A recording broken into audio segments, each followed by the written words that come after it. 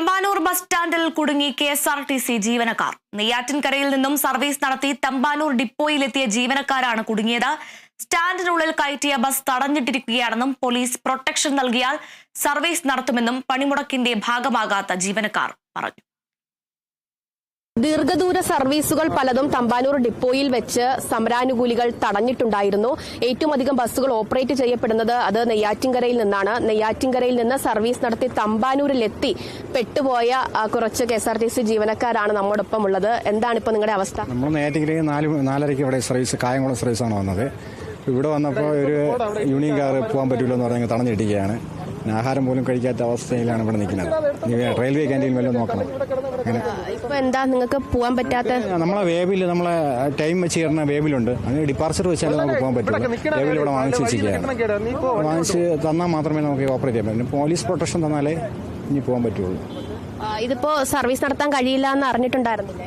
ഇല്ല, ഞങ്ങൾക്ക് ഇന്നലെ മന്ത്രി പറഞ്ഞത് അങ്ങനെയല്ലല്ലോ. മന്ത്രി പറഞ്ഞത് ഉറപ്പായിട്ട് സർവീസ് നടക്കും, യൂണിയൻകാർക്ക് ആരും നോട്ടീസ് കൊടുത്തിട്ടില്ല എന്നാണ് മന്ത്രി പറഞ്ഞത്. അപ്പം ഞങ്ങളെന്നും വരുന്നത് പോലെ രാവിലെ സർവീസിന് കണക്കാക്കി ഞങ്ങൾ വന്നു. രാവിലെ 2:30 മണിക്ക് എണീറ്റ് വന്നതാണ്. രാവിലെ ഡ്യൂട്ടിക്ക് വന്നു. ഇവിടെ വന്നപ്പോൾ 4 മണിക്ക് ഇവിടെ എത്തി. വണ്ടി കൈ കാണിച്ച് വണ്ടി പോകണില്ല എന്ന് പറഞ്ഞ് തടഞ്ഞിട്ടു. യൂണിയൻ സമര നേതാക്കൾ തടഞ്ഞിട്ടു. അപ്പോൾ ഞങ്ങൾക്ക് പിന്നെ വേറെ വഴിയില്ല. പോയ സമയം ഞങ്ങൾ വേബിൽ കൊണ്ടുകൊടുത്തു. സാർ അവിടെ വാങ്ങി വെച്ചിരിക്കുക. ഇപ്പം ഞങ്ങളുടെ നിർദ്ദേശം എന്ന് പറഞ്ഞാൽ ഇവിടെ നിന്ന് എന്ത് നിർദ്ദേശം തരുന്നോ അതിന് പ്രകാരം ചെയ്യാനാണ്. ഇപ്പോൾ പോലീസ് പ്രൊട്ടക്ഷൻ തന്ന് ഞങ്ങളെ വിടുകയാണെങ്കിൽ ഞങ്ങൾ പോകാൻ തയ്യാറാണ്. കാരണം വഴിയിൽ നിന്ന് എന്തെങ്കിലും സംഭവിച്ചു കഴിഞ്ഞാൽ ഇതിന്റെ കോസ്റ്റ്യൂം ഡാമേജ് ഫുള്ള് ഞങ്ങൾ അടയ്ക്കേണ്ടി വരും. അപ്പോൾ ഇത് നിയമപരമായിട്ട് ഒന്നും ഞങ്ങൾക്ക് റിട്ടേൺ എഴുതി തരണം, അല്ലെങ്കിൽ പോലീസ് പ്രൊട്ടക്ഷൻ തന്നാൽ ഞങ്ങൾ പോകാൻ തയ്യാറാണ്. പോലീസിനെ ബന്ധപ്പെട്ടോ? ഞങ്ങൾക്ക് ബന്ധപ്പെടാൻ പറ്റത്തില്ലല്ലോ. ഓഫീസുമായിട്ട് അവരാണല്ലോ ചെയ്യേണ്ടത്. അവരുടെ നിർദ്ദേശം അനുസരിച്ച് നമ്മുടെ സുപ്പീരിയർ ഓഫീസർ എന്താണോ പറയുന്നത് അതേ നമുക്ക് ചെയ്യാൻ പറ്റത്തുള്ളൂ. അത് പോലീസ് പ്രൊട്ടക്ഷൻ തന്ന് നിങ്ങൾ പൊയ്ക്കോളൂ എന്ന് പറഞ്ഞു കഴിഞ്ഞാൽ ഞങ്ങൾ പോകും. നെയ്യാറ്റിൻകരയിൽ ഇപ്പം ഈ നിൽക്കുന്ന ഇത്രയും പേരുണ്ട്. പിന്നെ വേറെയുണ്ട് ആൾക്കാരുണ്ട്. വേറെ കോഴിക്കോട് സർവീസ് വന്ന ആൾക്കാരുണ്ട്. പിന്നെ നിങ്ങളൊന്നും പണിമുടക്കിന്റെ ഭാഗമാകുന്നില്ല? ഞങ്ങൾ ജോലി ചെയ്യാൻ സന്നദ്ധനായി വന്നതാണ്. മന്ത്രിയുടെ വാക്ക് വിശ്വസിച്ചു. പക്ഷെ അതിനുള്ള പ്രൊട്ടക്ഷൻ തന്നില്ല.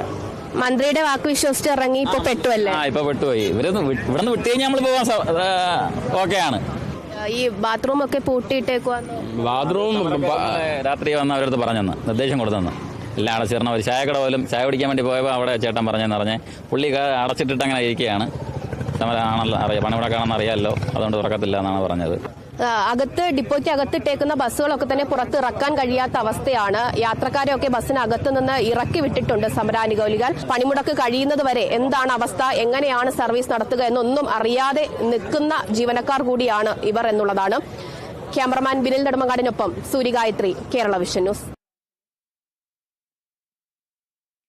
കേന്ദ്ര നയങ്ങൾക്കെതിരെ സംയുക്ത തൊഴിലാളി യൂണിയനുകൾ ആഹ്വാനം ചെയ്ത ദേശീയ പണിമുടക്ക് തുടരുന്നു. BMS ഒഴികെ